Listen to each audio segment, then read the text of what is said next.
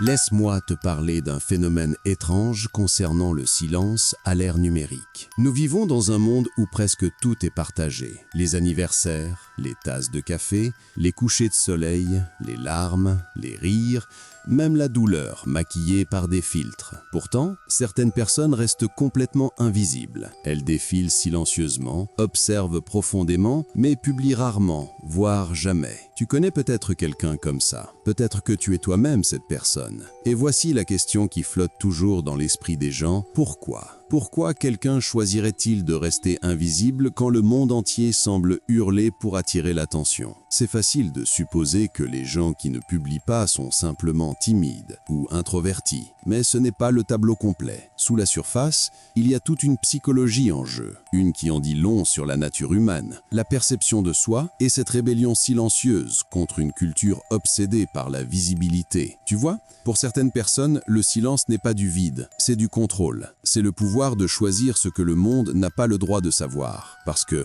qu'on l'admette ou non, les réseaux sociaux ont subtilement redessiné la façon dont nous nous définissons. Ils récompensent l'exhibition, ils applaudissent le bruit. Et pourtant, ceux qui restent dans l'ombre sont souvent ceux qui voient tout avec le plus de clarté. Ils observent sans avoir besoin d'interrompre. Ils réfléchissent avant de réagir. Ils analysent avant de juger. Les psychologues ont découvert quelque chose de fascinant. Les personnes qui s'abstiennent de publier fréquemment obtiennent souvent des scores plus élevés sur des traits comme la maîtrise de soi, l'introspection et l'indépendance émotionnelle. Elles ont tendance à être moins influencées par la comparaison sociale et la validation externe. En d'autres termes, elles n'essaient pas de prouver qui elles sont, elles essaient de le comprendre. Et dans un monde noyé dans les performances, c'est rare, parce que soyons honnêtes, la plupart de ce que nous publions n'est pas simplement de la communication, c'est de la construction identitaire. C'est une audition inconsciente pour appartenir. Chaque légende, chaque photo, chaque mise à jour de statut dit « Voici qui je suis ». Est-ce que vous approuvez ? Mais quand tu arrêtes de publier, quelque chose change. Tu commences à détacher ta valeur des applaudissements numériques. Tu arrêtes de penser en légende. Tu recommences à vivre les moments pour toi-même au lieu de les vivre pour un objectif. Et c'est le secret psychologique derrière beaucoup de gens qui ne publient pas. Ils recherchent l'authenticité dans un espace où tout semble mis en scène. Ils ne détestent pas les réseaux sociaux. Ils n'arrivent simplement plus à s'y retrouver. Ce n'est pas une question d'être anti-technologie ou antisocial. C'est refuser de réduire sa vie à des moments forts. Parce que quand tu as vu à quel point il est facile de manipuler la perception, tu commences à valoriser ce qui ne peut pas être publié. Le silence, la profondeur, l'imperfection, la vérité. Pour certains, la décision de ne pas publier vient après une sorte d'épuisement émotionnel. Peut-être qu'ils partageaient autrefois tout, jusqu'au jour où ça a cessé de sembler réel. Ils ont réalisé que chaque fois qu'ils partageaient quelque chose de beau, ils ressentaient une pression invisible de continuer à faire mieux. Ils ne vivaient plus, ils performaient. Alors ils ont arrêté silencieusement. Pas d'annonce. Juste une lente disparition du fil d'actualité. Mais voici ce qui est souvent mal compris. Ne pas publier ne signifie pas ne pas ressentir. Ce ne signifie pas qu'ils s'en fichent. Ça signifie souvent qu'ils tiennent trop à la présence, au sens, à la protection de ce qui est sacré. Il y a un concept en psychologie appelé appropriation psychologique. C'est le sentiment que quelque chose t'appartient profondément. Une pensée, un souvenir, une expérience, et quand tu la publies, ce sentiment d'appartenance s'étompe un peu.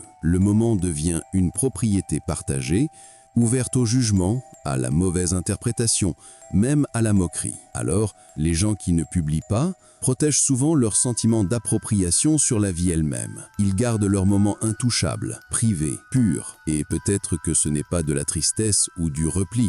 Peut-être que c'est une forme tranquille de liberté. Parce que réfléchis-y, quand as-tu fait quelque chose de significatif pour la dernière fois, sans ressentir l'envie de le partager? Quand as-tu ri, pleuré ou accompli quelque chose pour la dernière fois, sans immédiatement penser à le publier en ligne? Ce réflexe, ce besoin d'afficher, n'est pas naturel. Il est conditionné. C'est le produit d'une décennie de likes, de partages et de boucles de dopamine qui entraînent nos cerveaux à assimiler validation et valeur. Et quand quelqu'un sort de ce système, ça peut ressembler à une révolution. Mais c'est aussi une guérison. Il commence à redécouvrir la simplicité capacité de faire les choses pour eux-mêmes à nouveau. Cuisiner sans photographier, voyager sans taguer, sentir sans expliquer. Dans cet espace, quelque chose s'éveille. Une sorte de conscience de soi qui n'a pas besoin d'audience. Mais tout le monde qui ne publie pas ne le fait pas dans un lieu de paix. Certains sont poussés par la peur du jugement, du rejet ou d'être mal compris. Les réseaux sociaux ont amplifié une forme subtile d'anxiété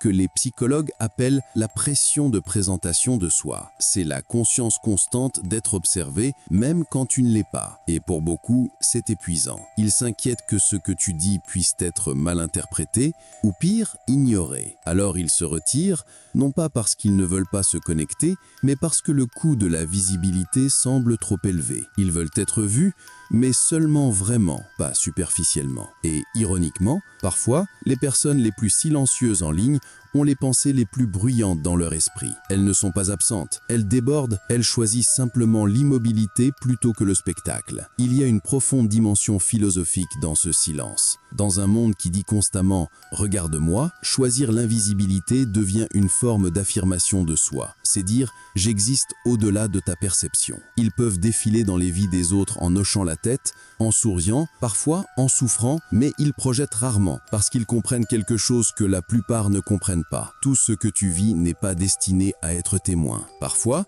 les choses les plus profondes dans la vie, la croissance, les chagrins d'amour, les victoires privées, tes actes de quintet silencieuse, se produisent silencieusement, invisibles, non publiés. Et quand tu as vécu assez de ces transformations privées, tu commences à réaliser que être invisible n'est pas la même chose que être insignifiant. C'est en fait là où l'identité se forme, pas où elle se performe. C'est là que réside le paradoxe. Les réseaux sociaux ont été dessinés pour nous connecter, pourtant, ils laissent souvent les gens se sentir plus isolés que jamais. Quand tu ne publies pas, tu arrêtes de chasser la proximité numérique et tu commences à reconstruire les vraies connexions. Tu commences à noter qui prend de tes nouvelles sans avoir besoin de mise à jour. Tu apprends qui se souvient de toi sans rappel. Ce genre de connexion, brute, non diffusée, semble plus lourde, plus chaude et infiniment plus réelle. Et les gens qui ne publient pas, ils vivent dans cet espace. Ils construisent des relations qui n'ont pas besoin de preuves. Ils trouvent du réconfort dans le moment non partagé. Et ils laissent la vie se dérouler sans la transformer en contenu. Une partie de cela concerne aussi la sécurité identitaire. Savoir qui tu es, même quand personne ne regarde. Quand tu es à l'aise dans ta propre compagnie, tu n'as pas besoin d'une audience pour valider ta valeur. Ce n'est pas de l'arrogance, c'est la paix. Et ironiquement, les mêmes personnes qui ne publient pas ont souvent les histoires les plus intéressantes à raconter. Mais elles les gardent pour quand tu es assis en face d'elles, pas de l'autre côté d'un écran. Parce que la vraie connexion pour elles ne se mesure pas en commentaires ou en like, c'est dans le silence partagé, dans les regards qui se croisent, dans le rire qui n'a pas besoin de témoins. Ce sont les personnes qui portent des mondes en elles, qui traitent profondément, observent constamment et comprennent silencieusement. Elles n'ont pas besoin que le monde applaudisse leur existence. Elles ont juste besoin de la vivre. Et peut-être, juste peut-être, dans un monde si désespéré d'être vu, leur silence n'est pas un défaut. C'est miroir, un rappel que tout ce qui est significatif n'a pas besoin d'être partagé, que parfois, la chose la plus humaine que tu puisses faire est de garder quelque chose entièrement pour toi-même. Tu sais ce qui est fascinant ?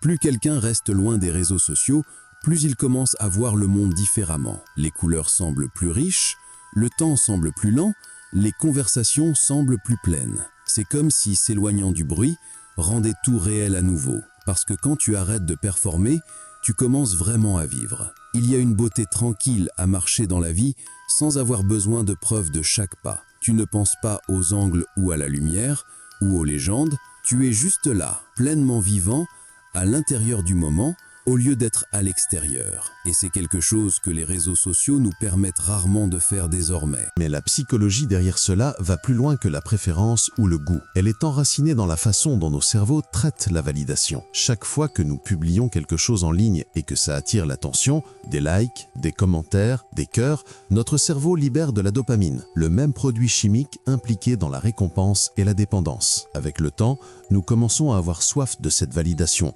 Nous commençons à penser en termes d'expériences partageables au lieu d'expériences réelles. Maintenant, imagine quelqu'un qui résiste à cette boucle. Quelqu'un qui choisit délibérément de se déconnecter du cycle de dopamine. Ce n'est pas du désintérêt, c'est de la discipline. Il faut de la conscience de soi pour résister à quelque chose conçu pour te garder accroché. Les gens qui ne publient pas ont souvent un fort locus de contrôle interne, un terme psychologique signifiant que leur sentiment de valeur et de bonheur vient de l'intérieur, pas de l'approbation externe. Ils n'ont pas besoin de l'écho numérique, tu es suffisant pour le croire. Et voici ce qui est encore plus intéressant. Les études montrent que les personnes qui prennent de longues pauses de publication ou de consommation de contenu sur les réseaux sociaux vivent en souvent une augmentation mesurable de la stabilité émotionnelle et de la satisfaction de vie. Parce que quand ton sentiment d'identité n'est plus constamment renvoyé vers toi, il devient solide, il devient réel. Tu n'édites plus ta vie pour la rendre digeste. Tu la vis dans toute sa complexité désordonnée, belle et non filtrée. Et peut-être que c'est la vraie rébellion. Rester entier dans un monde qui récompense les fragments. Mais le silence en ligne ne signifie pas toujours sérénité.